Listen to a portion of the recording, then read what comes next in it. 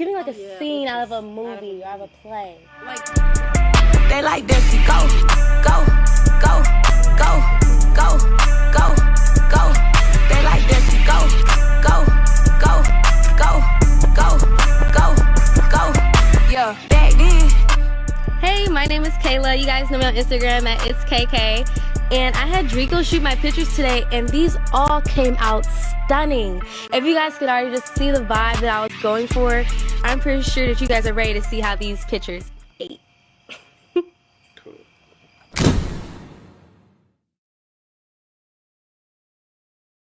2, 1. What's going on, y'all? Welcome to the Pull Up Spanish, y'all. We have another great addition. Yes! We have Miss Cayla Bluford. Yes. Your favorite model / your favorite actress, and just rising star here in the city. And we have a great episode ahead of us tonight. We have Miss Brittany with us tonight. Hey, y'all. And then we got my man, 2PUE alumni, Yes. Mr. Jerome Cash and whatnot. Yes, come sit down. Welcome back, I should say. Welcome back, absolutely. Yes. We got Steve on the camera, and we got Miss Michelle in the background too.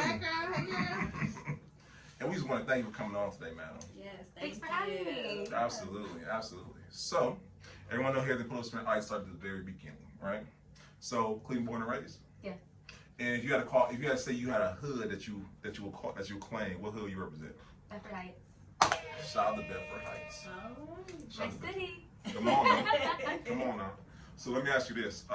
Growing up, were you that kid that happened to be in every talent show? Or when they asked, hey, who would like to be the star of the play? Was that you? You want the short or long answer? Give me all the answers. Okay, so as far as talent shows, I was so shy. Like, it took me a while to come out of my shell, but I played violin and I've been playing for about 13 years. Come on now. So as I got that drive and passion for that certain thing, I craved to be the best at it. And the best was first chair, Come on now. front stage, curtains up, me.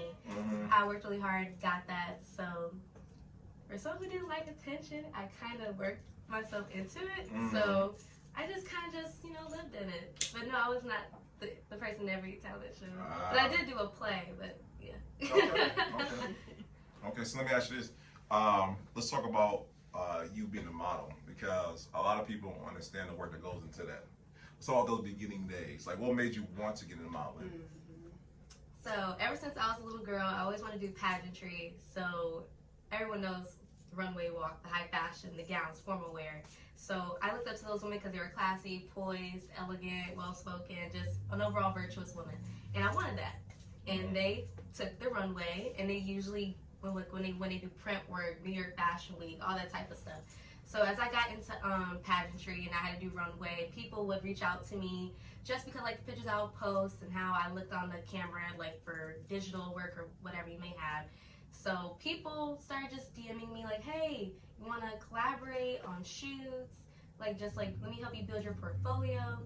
And I love David Ford. He reached out to me after my movie Black Men Don't Cheat. Thank you, David. He got me into my first like high fashion type shoot, which was pretty cool outside of pageantry. And as far as like modeling, I feel it just kind of chose me. I always wanted to be a model, but I'm not tall enough. You guys know that. Like, I'm posing with my heels today, but yes, I am a short queen. So that's a short queen. That's a short queen. Yes. Well, wait, how short though are you? Because remember, Eva was, they kept harassing her saying she was too short to be a model, and she ended up winning American Next Top Model. So I remember that. yes. My pride. Okay. My Well, pride. thank you. I am 5'4.5", but my driver's license is 5'5". That's how you gotta do it. Okay. Such limitations, you know what I'm saying? We ain't gonna incriminate you because of that or whatnot. It was just a little mix-up. The doctor changed it. Yeah, absolutely. So, okay, and I love how you mentioned, shout out to Johnny and shout out to HWIC Dreamworks. I want to talk about one. I want to give him flowers because that man is bringing Cleveland. Amen. He's bringing Hollywood to Cleveland. Let's give that man his flowers now. And let's talk about that, because how did that come to be? How did you get the part? Let's talk about how it all unfolded, because I believe because I'm a to-be connoisseur, right? And I believe Black Men Don't Cheat like still in top ranking movies on TV, if I'm not mistaken, or whatnot. Oh, well, how I got into these movies with Johnny, let's see. I DM'd him one day because Andrew Lloyd, he introduced me to Johnny during the, what's it called? All-Star Weekend, back when we had hosted many years ago. So I DM'd Johnny. I was like, hey, if there's anything I can do like to help you on set or just be of any use to you, I have a passion for acting. I just love to get my foot in the door. And he gave me an opportunity with Skin Likely. I came in on the last day of shooting. He said that if I wanted to come on set and just be able to just see how it goes or whatnot, I'm more than welcome. So I went, obviously, and I got to have that experience and I loved it. So from there, I did production assistant, I did set designer, I did prop master. And how I got my role was because someone came a little short of being able to fulfill their duties as an actor in one of his movies. First it was Locked In, then of course Black Men Don't Cheat, and that's how I got both those roles. So he pulled me in. I had like 2 days to rehearse, 116 lines for the first movie, and I think 86 for the second one. And I pulled through. It is not an actor's favorite thing to have to do that. Just because you have to do like objectives, your actions, just like, you know, you want to be able to do like a round table. Although you don't always get to do that, obviously, but it would have been nice to have that experience like, you know, the rest of the cast. But that's how I got my foot in the door with those movies. Come on now. And let me ask you this, because like, so I aspire to be an actor. I do. Shout out to Johnny. Johnny, I said it, I'm saying on camera, I want to play a crackhead, and I'm saying it now. And I said crackhead because I want to get my Chris Rock on, because they're like, that's Brett Brandon in that movie. Literally, hands down. So I'm saying it on camera. But I say all that to say is like, what prep work goes into trying to learn lines? Because is memorization, or, you know, there's a lot, well, let me ask you, because I've heard a lot of actresses and actors say they improv during the set or whatnot. Were you improv, or was it just straight having to remember those lines? I'm fairly good at memorizing things. So usually I can memorize a script verbatim. So I can just say it straight out how it is on the script. And within those 2 days, I memorized my lines and pretty much almost everyone else on the set. Wow. And it was not on purpose, because the way I go about memorizing my lines, I write them all out. All 160 lines, I write them all out. I put my objectives and my actions. So with that being said, after every line that I had or before it, I would write my counterparts' ending of their line. Wow. So I would have whoever I'm practicing with say just the last 3 words, because their entire line just didn't matter to me. Wow. So once they said those couple words, I knew what to say. Yeah. And because I did it so often and I anticipated what was going to be said, I kind of just knew. Come on, man. Yeah. Because we all was like, for real? Yeah. That's crazy. How did that help you in school? Oh, you know, vibing out in class. Yeah, it's tests are easy. But as far as school is, when I took the acting classes, it's not, how long ago about that? So they usually give us like 2 weeks to rehearse when I was in college doing my acting classes. We had to work with like 6 other people. We had to come in outside of class, operate, like work, figure out the scenes, because we also had to build it. So we had to build where we were going to be at, what props, how we're going to do it, the setting, the rhythm, pace, all of that of the scene that we were doing. So that, like, yeah. As far as like the acting, it just kind of just came with it, like with the memorization, just being able to do like the repetitiveness of it. Yeah. Well, that's funny, because that's usually the hardest part. And I don't want to skip over the fact that I love the fact that you worked your way to it. Yeah, come on now. Because, like you said, you were, you know, more of the behind the scenes before you were actually in front of the camera. Come on So that's kudos to you on that. It actually reminds me of Crystal Renee. I think that's how she said she kind of started with Tyler Perry. She was more up in the wardrobe until she finally got her shot, you know, in front of the camera. So, okay, girl, you going places. Okay. If I had to give any advice, I would say for anybody that's like an aspiring actor, you don't ever want to go into a room expecting to be the star. You need to be able to humble yourself. You can have all the talent and the skill in the world, and you can believe in yourself as much as you want, but you have to get people to see that in you. And people can't see the bigger picture from just looking at you and just having a conversation with you. You can show them your demo reels and whatever you may have it, but it's gonna have it's more than just your talent that goes into these things. So I just feel like taking that time to be just behind the scenes, being a production assistant, because you also want to get your hours in and everything, and just be able to get your foot in the door and just see what it's like to be on an actual set. So just go in there open-minded and just want to just be a part of that production, and you'll get your foot in that door for sure. Okay. That's what's up. I like that. So listen, you make it seem like it's such a breeze because, like you said, you're able to memorize those lines so quickly. So what would you say is the most challenging opposition that you've had to face in regards to acting in your acting career? Well, I always say that you're as strong as your counterpart, which is not always true. It's not true, because you can be a talented actor and sometimes you can carry a scene. But I feel like having that chemistry and that connection with whoever you're acting with, it will make the scene shine way more than just one person carrying a scene and so being a not so good actor as the person that's performing. Yeah. So that'll be my struggle, is having that person that can actually match chemistry. Okay. Yeah. If I was to say one person I've had really good chemistry with acting, I would say it's Haybird. Come on now, shout out to Haybird. Also, TBUE alumni. Yeah. You know what? It's so crazy because we've had it on, and I promise you, most people can't distinguish him from who he is to who he, you know what I'm saying, who he betrays, but like, I promise you, when you see him, I'm like, bro, who's this guy we see here, and who's this guy right here, or whatnot? It's two different people, or whatnot, right? Yeah. So shout out to him, man. But I got a question for you. So, I watch a lot of movies. When I say a lot, I watch a lot.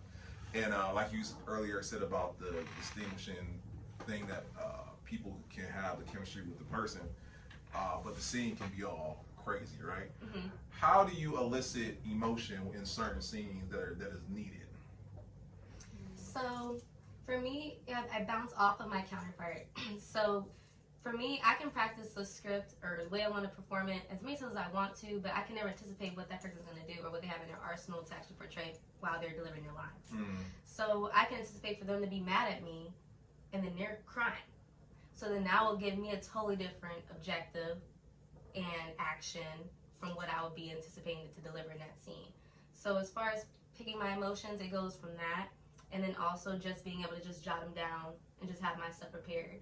Because I remember watching Will Smith. He was talking about the iconic scene he had on Fresh Prince of Bel-Air when his dad had left, right? And he said that in order to be able to get that emotion out, he thought about his own father and some of the trauma that had occurred during his lifetime to help him get in that mode.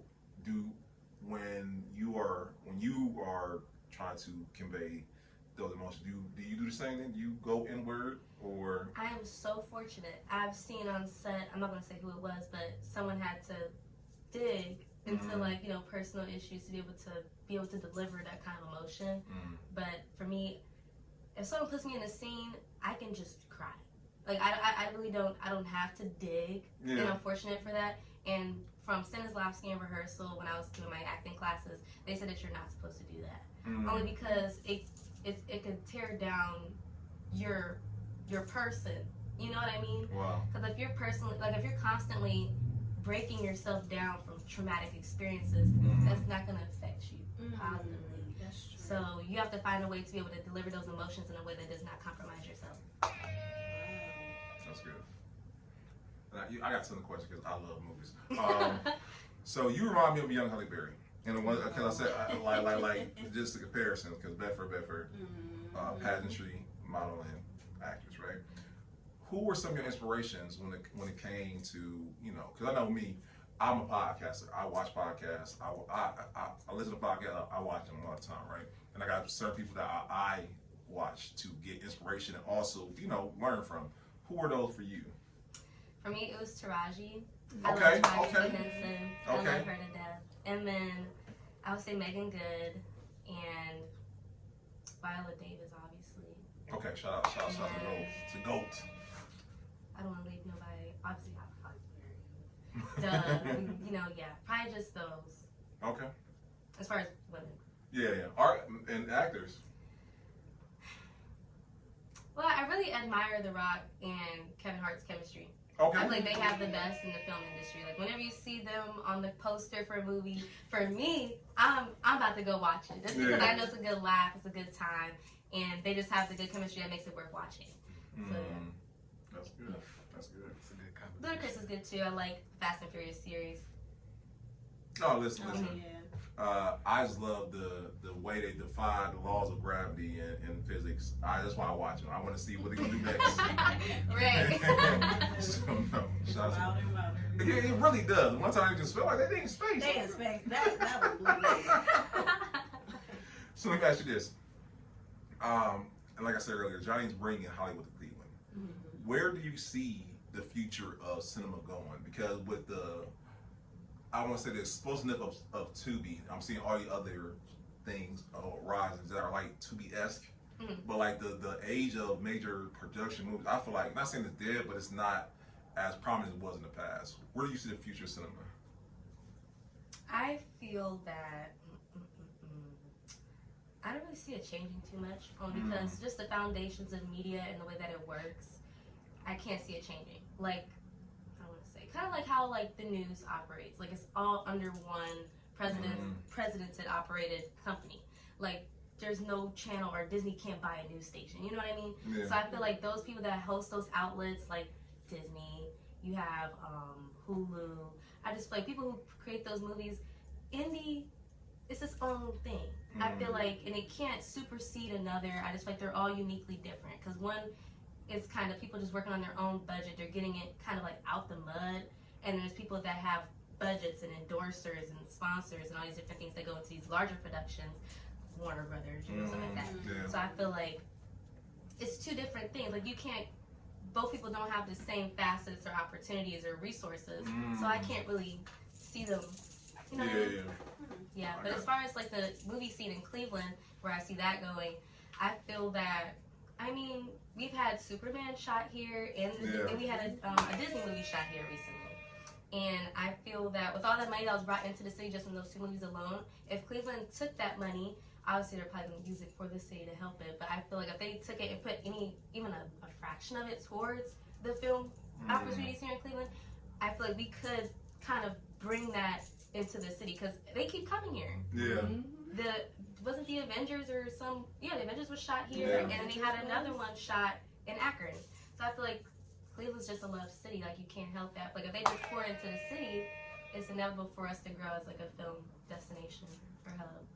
No, absolutely. And I remember I asked Johnny that, and he said because of the taxes. Like we don't charge like other places and whatnot. So shout out to Cleveland. Let's keep bringing that revenue in, because he was saying like if you shoot on the West Coast or the East Coast, it's right there.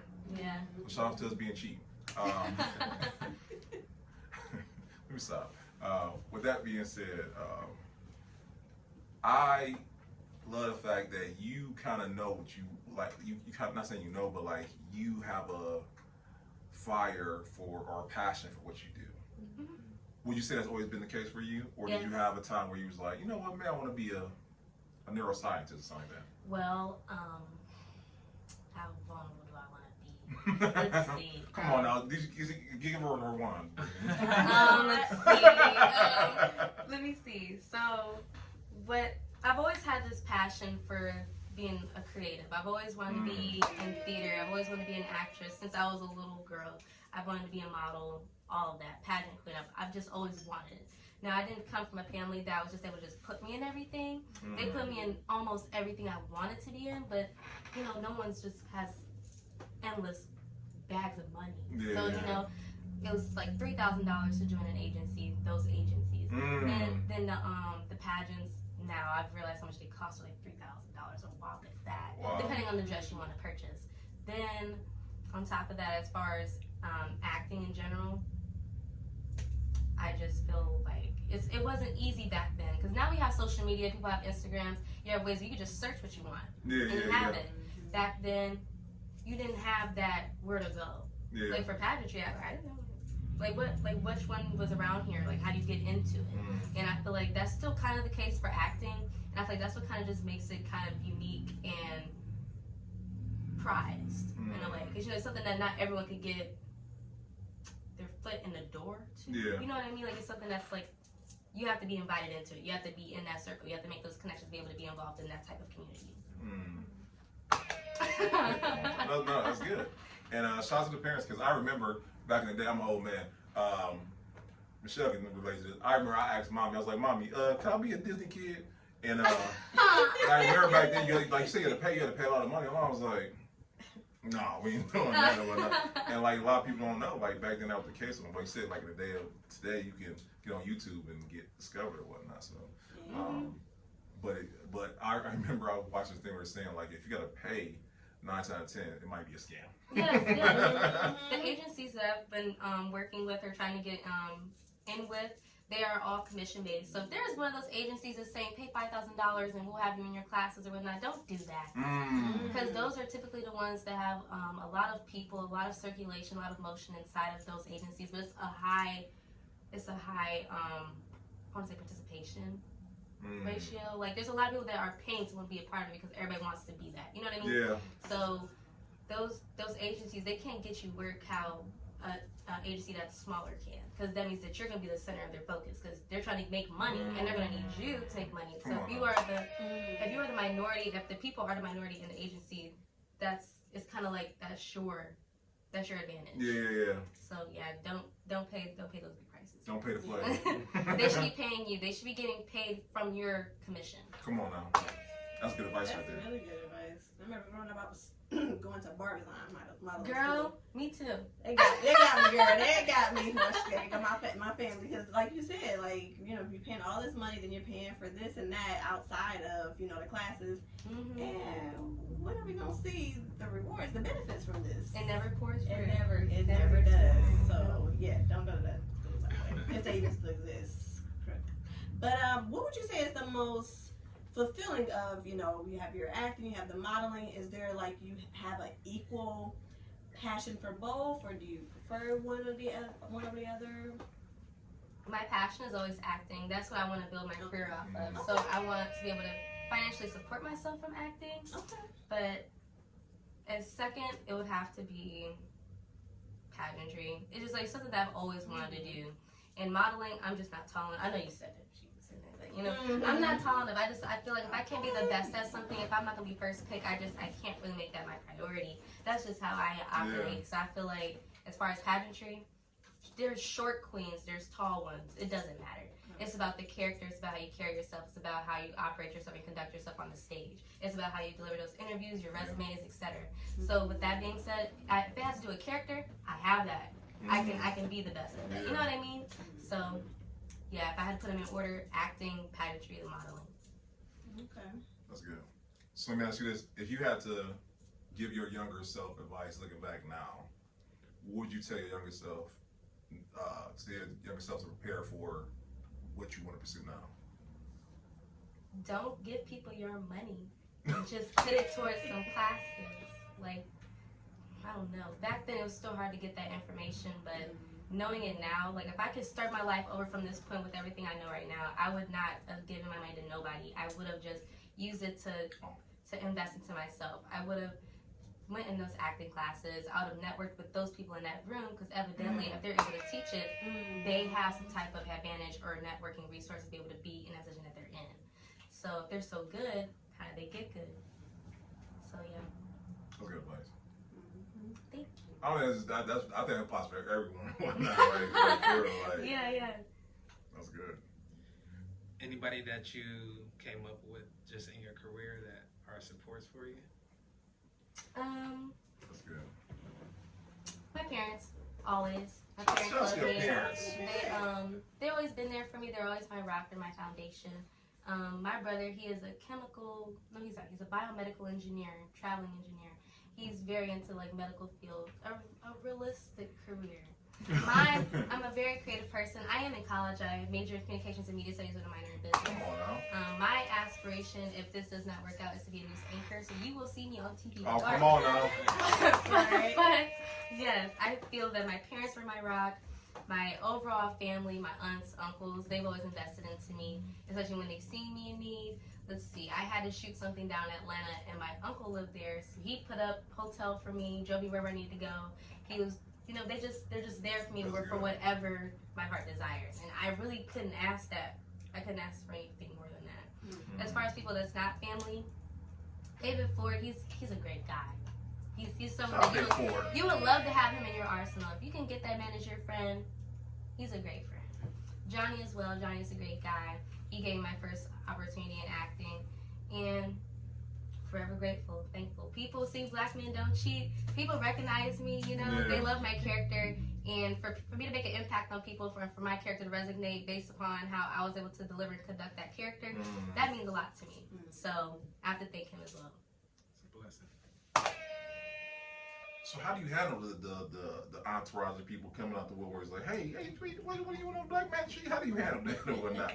Well, sometimes I don't know what to say. Cause they'll just be like, oh, you're so soft. I'm like, yeah. I don't know what to say. I'm like, did you enjoy it? I guess I could carry a conversation like that. But for me, I'm just thankful.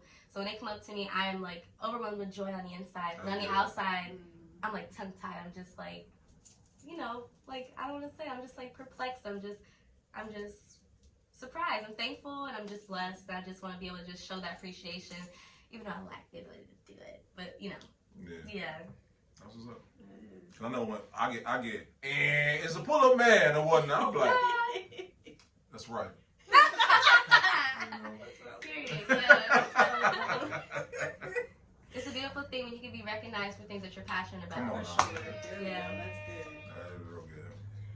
So what is it in the acting world? What is maybe something that you would like to pursue, maybe genre-wise? Like, would you like to be in a horror film next? Ooh, that's a good Would question. you want to be in action? Like, what's something that's been on your radar?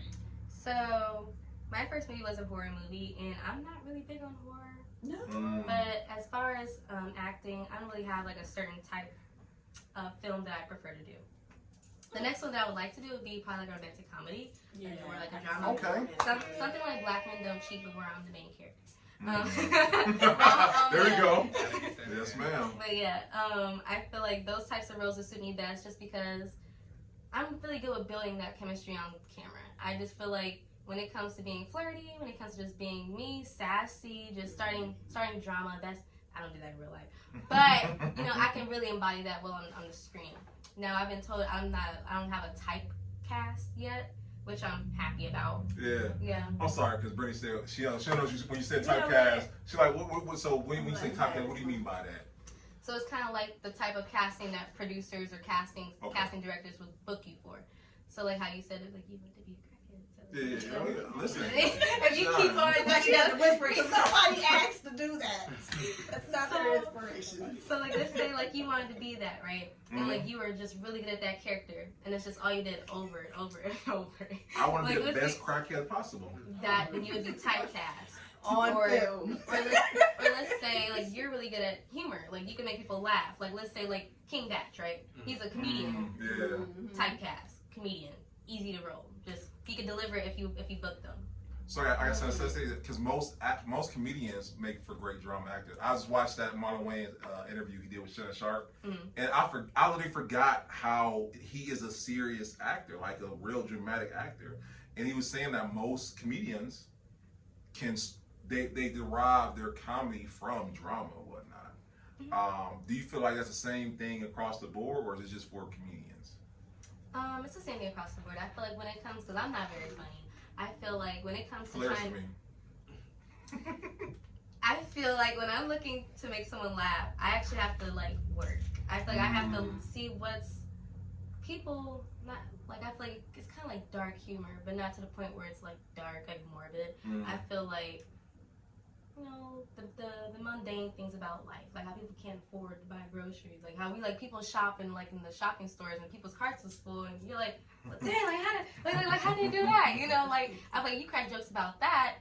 You know, it's kind of like that dark humor, kind of. It's not that dark.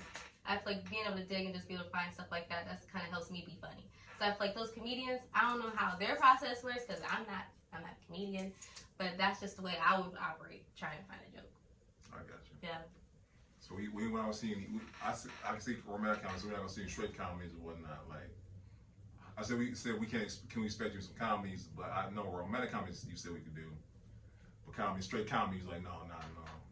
If they ever book me for one, I don't think I'm funny. But if they do end up booking me, if I happen to have that type of the comedic effect on the audience, I would love to. For me, I go around celebrate and appreciate it. So if they like me for what I do, or if I can get them the product that they want, I'm all down to deliver that. Yeah, for sure. That's good. Actually, like remember on Friday, Nia Long was she wasn't funny, but she was in Friday, whatnot, as a love interest, whatnot. So I can see that. Oh, Yeah. I can see that. Yeah, for sure. Yeah. Okay, so talk about the past, talk about the present, talk about the future. I know you're in college, right? But after college, what can we expect from you going forward? So I'm starting a business next year. I plan to premiere in June. Come on. As far as college, I've mentioned how I would like to be an anchor. I feel like I'm not. You have to make money. I can't just be sitting around. You ain't gotta tell me to make money. I'm gonna Yes, put ma'am. forth the effort Come on now. to make sure I can provide myself the lifestyle that I want. So with that being said, you're gonna see me on the news. Okay. If I'm not in a movie, you're probably gonna see me on there. If I don't expect to be right on the camera, right up front, so maybe like journalists, just preparing for them. That'll probably be where I'll be, just because that's where my education is. Let's see. You As know far what- as modeling, I'll still, cause I'm working with Draco Lamar, brilliant photographer. If you guys seen my recent shoots, he's the one that's been doing them, been viral, one of them. So I'm just really thankful for that. Thank you, Draco. That's what's up.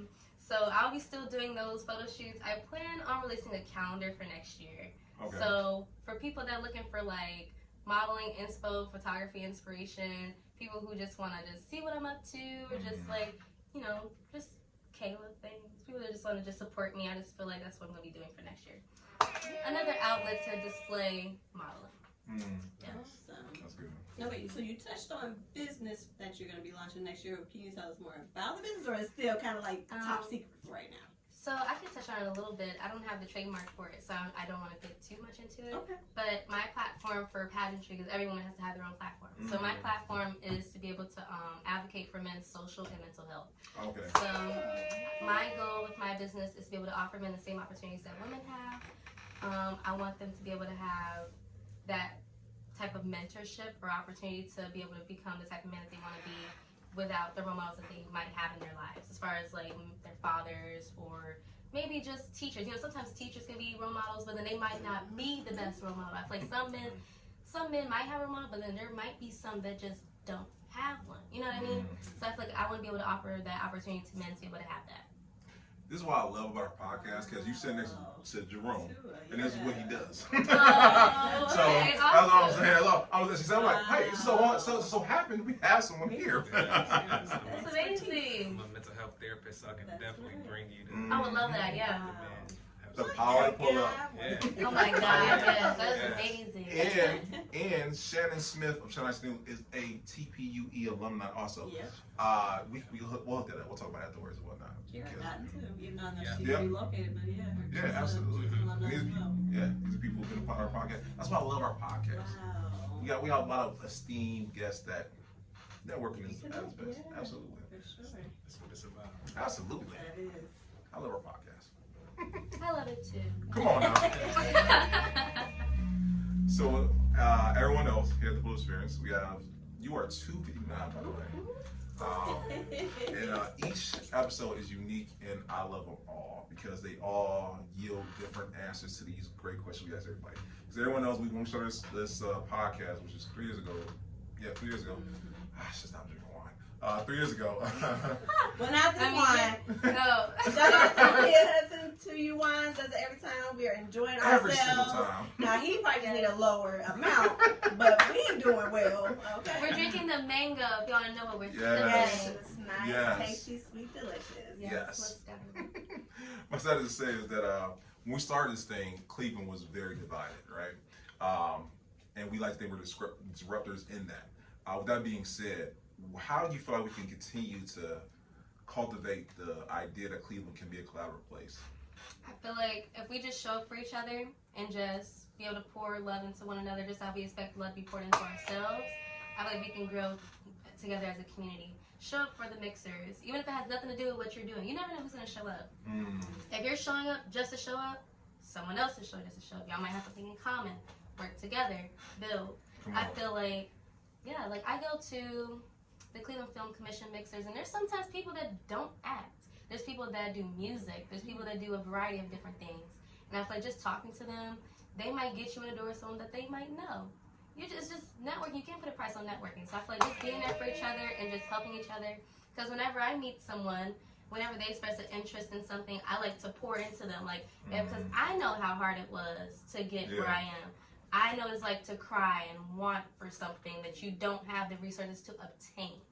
So to be able to have the resources that I have now, people who I see fit, that I see that light in, I love to pour into them. So I go to those networking events, and sometimes I look for those people. Like, just, I don't have the most, you know, longest list of information, but I feel like I can still be able to help someone that might be where I was or used to be. That's good.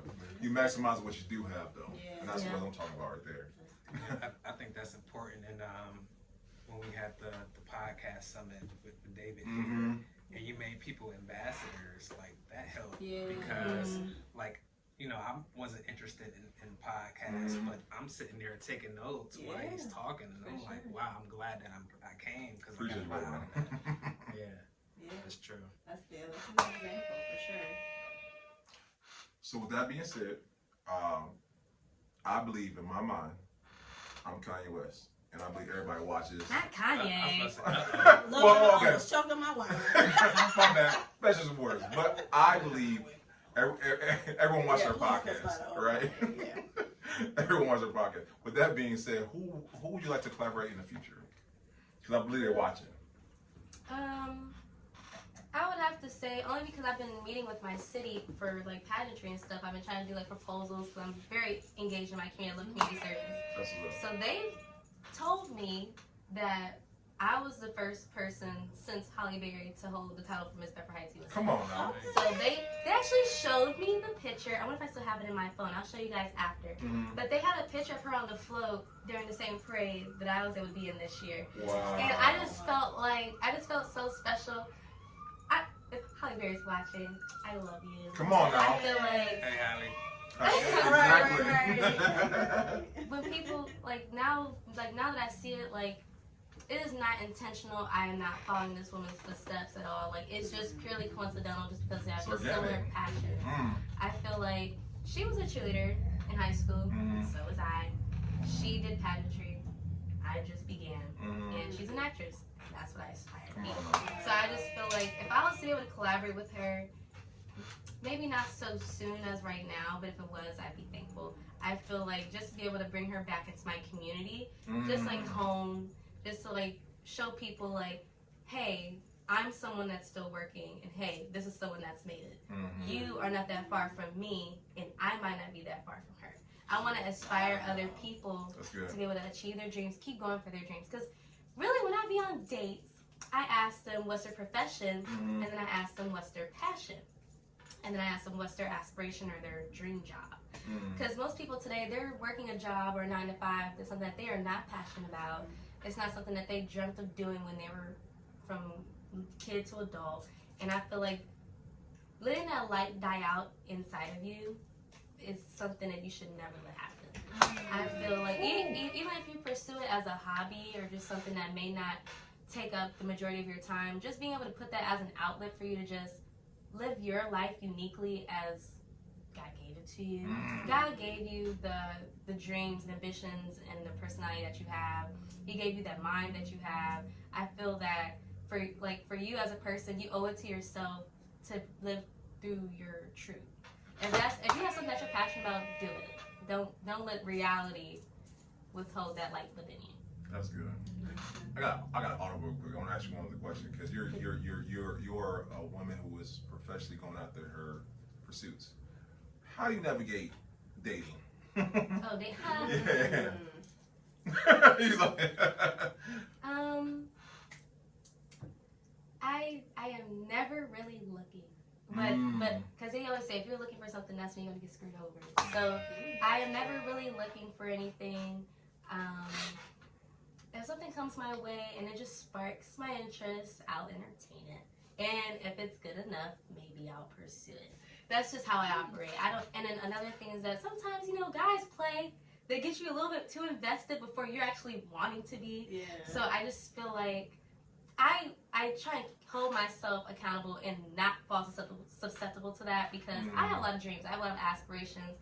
And letting your emotions take control of you and be able to, prevent you from going about your day because you're whining about, oh my God, this, oh my God, that. I feel like don't let that be your main thing. Like a man or a woman should only add to you. They should never take away or complete you. They should only be an addition or someone that can add to you. I feel like me personally, I can never do that. I'm gonna always make sure that my dreams and my goals and my career is always at the forefront of my priorities. It can never be a relationship. And unless I'm married, I guess it might change. Like you said that though. That's good though. That's good. It's a good relational tip for sure. Absolutely. I wasn't expecting to get one. I had to ask because like, and this for me from a male point of view and whatnot. And I know for me, I'm a little older than you. For me, it is mission over everything else. And like you, like if you're always get hit with the you doing too much. Now I be thinking in my head, you ain't doing enough anyway. And for me, I have broken off a lot of relationships for the fact of this comes first. And if they can't understand it, then I can tell you and whatnot. So I found it interesting in one. That's why I want to ask you whatnot, because you're driven by your purpose also. Whatnot. So I want to ask you that. Yeah. When you're dating, it's so important that someone believes in your dreams and can invest their time into you the same way, vice versa. I think whoever I'm gonna be with, if I'm gonna be an actress, everybody cries about, oh, I can't have my girl kissing nobody on no camera. I feel like whoever I'm with, it has to be some type of understanding. Like that's why a lot of actors don't end up working out who date regular people or just other people in general. They just have that. They have that block where they can't get through their own insecurities or issues to be able to support you in the way that you need to be able to have that relationship. So I feel like having that person that can stick by your side through whatever is important. That's good. Yeah. That's good. Okay. Well, Miss Cayla, you have been giving us a lot. It's such an incredible journey, by the way. I just love to hear so much about you that I didn't know. That you can't gather from looking at your Instagram or your Facebook. It's just nice to be able to get a person right here in our face podcasting. You know what I mean? That's the perks of it, is getting to really hear your story. So phenomenal. So when it comes to legacy, you're just getting started for real. So sky's the limit for what you're gonna do in this world and change lives. So when it comes to your legacy, what would you like the legacy to be for you? And what would you like the legacy to be just underneath you, all of the different accolades and everything that you've accomplished? Well, myself as like a person, I'll feel that I want to be a woman of virtue. People to just look back at. I want children to look at me and see that they didn't have to do everything that everyone else was doing to be accepted or to be seen as being like, you don't have to be like everyone else to be unique. You don't have to be like everyone else to be successful. I feel like being uniquely yourself is what makes you successful, because everyone's looking for something that's different. There is no celebrity out there that's identical to the other. So I feel like if you want to be that star, that light, you have to be individually, unapologetically you. So with that being said, I just want to be that. I just want to be seen as that. Like, I was me, I was myself. I didn't ever have to front or be nothing for anybody else to be accepted. For me, I'm going to do what I want to do. Nope. Like, I feel like I can ask you for advice all day long. I could talk about whatever, but at the end of the day, whatever I make my mind up to do is what I'm going to do. So I feel like I just want people to see me as someone that I'm my own person. I do what I do, and I love people. I just pour love into others, and I just want to be seen as a woman of virtue. As far as my accolades, the things that I'm pursuing in my life, as far as like my career, my end goals and stuff, I wish to be a successful actress. My secret vein, I just feel like I don't want to die not cared about. And it sounds crazy, it sounds harsh. I just feel like I don't want to like pass and like, oh yeah, she died the other day. You know what I mean? I'm like, oh, she gave a lot. Oh, she did this. Oh, she touched a lot of people. Oh, she was able to make a difference. She made a change. I want to be able to impact others positively around me, and not necessarily just in my city, but in a global scale or even internationally. I just want to be able to affect people in a positive way. And that's why I chose acting, because you're on a bunch of different screens, portraying multiple different people, living multiple different stories, and you get to touch people in many different ways. And it's timeless. Yes. All depending on what it is or whatnot. They live way beyond. No, that's right. And that same man, that's why I love podcasting. David Shan said it best at podcasting. He said, he wishes his father would have done something that effect, and the fact that he does it for his kids, and that the stuff he's doing now, it will forever be in rotation. So yeah, absolutely. Yeah. Legacy for sure. Thanks for All asking. right, of course, and that was a great answer. Actually, I guess I never thought about it that way. You don't want to be just someone from yesterday. You want to have, like you said, an impact. Yeah. So listen, we've been having a time with you, okay? So you walk in the door looking stunning. Let me just point that out. Oh, look at her glasses. Oh my God. And then the moment you started telling us your story, I mean, this has just been phenomenal from start to finish. So as we're winding it down, we are going to kind of take what you've given us and maybe some things that maybe you didn't get a chance to mention yet. And we're going to condense it on down and ask you for 3 takeaways someone watching or someone listening can be able to gather from tonight's episode. Live your dream. Don't let anyone deter you from what you want to do in your life. Never give up. Yeah. And be thankful for those around you that do support you. Okay. That was good. That is good. That's good. Those are great takeaways. Great takeaways, Cayla. I probably doesn't go full circle for everything I've been said, but that's just was kind of just like, Those are all good things. That's good, and it just flowed right off the tongue. So, And I'm gonna say I've been lighting this thing up all night, so that's another thing too. So okay, and this I think is the most important question of the whole night, Cayla. Where can people learn more about you? Where can they book you? Where can they just learn everything more about Cayla? I'm not that, transparent on my media, but you can follow me on my Instagram at its_CAYCAYY. I plan on posting more content so people can see me, personality wise. And my TikTok, same thing. I'm starting to get on there. And yeah, if you want to book me, email works, phone works. If you find it, you got it. So for those looking, I'll have it in show notes so you can have that for you, okay? So yes, we thank you so much, yes, Cayla. it's been a pleasure. Absolutely. Thanks for having me. Absolutely. I know we'll look back to the interview. They'll use the interview for when she comes to go to Hollywood. Like, remember we should pull up one night? You'll be tearing up in the I'm audience. like, I love them. So we definitely. So part 2, we have to pull up. I'm gonna get Johnny involved. I'm like, Johnny, we gotta have you on the set. Next movie, because I know him. He already got 3 already in the works. So I already know. So we'll do a part 2 with you. Okay. For sure. Awesome. Absolutely. I'm excited. Guys, we gotta pay some bills. With that being said, guys, I'll ask it on camera because I begin. Yeah, don't do that though. But be the wine. Yeah, be the wine. Yep, I'm not gonna do it. I'm she family now. So okay, Yes. Guys, listen. We are not doing entrepreneur dating game. So Sweeties Day, we're doing Valentine's Day. So for all my single entrepreneurs, don't worry. I know Sweeties Day is coming up. We're gonna do it for Valentine's Day. We'll do it bigger and better for Valentine's Day. So you're welcome. So listen, be on the lookout for that. So Cayla, maybe for Valentine's Day, you might want to be part of that. Leave it in limbo. To be continued. And that's male or female, by the way. Yeah. We need all y'all. Yeah, we need all y'all. Yeah, we'll see y'all in February. Because here at the Post, we understand relationships and entrepreneurship. Entrepreneurships are already hard. Relationships are even harder. For sure. We're trying to find love in that too or whatnot. So we're trying to pair up single entrepreneurs, and we're doing the old school dating game. Anybody remember the old dating game? You had the one mega contestant behind the curtain, you had 3 potentials and whatnot. You're asking them questions, right? It's better than pop the balloon. It's not pop the balloon. Definitely better than pop the balloon. Yeah, we're not popping any balloons. Plus, we have sponsors that are going to create curated dates that you can choose from. So just wait. We got some coming for you, okay? That next, guys, we here at Post Springs, we will be at Futureland October 10th to the 12th, and we will be teaching on podcasting. So listen, we want to see you guys there.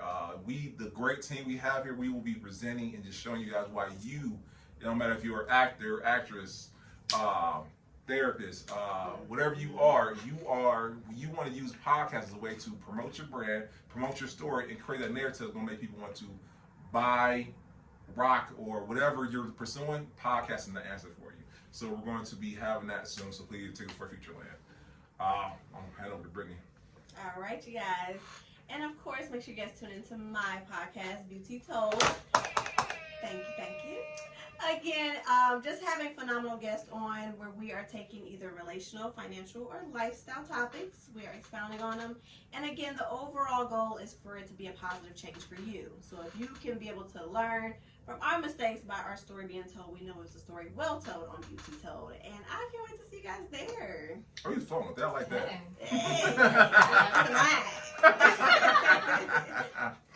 How's up, guys? Also, November 10th. Yes, I'll talk with you afterwards. Perfect timing. Guys, November 10th, we are going to be having our last panel discussion of the year. Let's talk about it. We're going to talk about mental health and entrepreneurship. Emphasis on the mental health because, guys, during the holiday season is the largest suicide rates of the year. So we're going to talk about how you can navigate anxiety, overwhelmness, just the things that we're all facing, and talk to licensed professionals about how you can help that, okay? So stay tuned for that. We're still tickets for that right now. Mine gets me every single time. We want to thank our viewers. Yes. Absolutely, because without you guys, there is no fun. Absolutely. 17.1 thousand subscribers on YouTube. And mind you guys, do research. That is phenomenal numbers for a podcast within a 3-year stretch or whatnot. And in the city of Cleveland on top of that. That's right. Yeah. Congratulations. Yeah, no, absolutely. God is good. Let's just say that. And it's 7.8 million views also. Ooh. And that just goes to show that they want to hear great stories like Cayla's, okay? Yeah.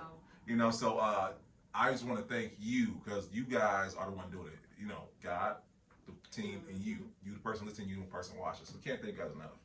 So guys, 259. Who rolled the 300s? Come on, let me Yeah. So guys, we will see you next week. Yeah. All right. Peace. Peace.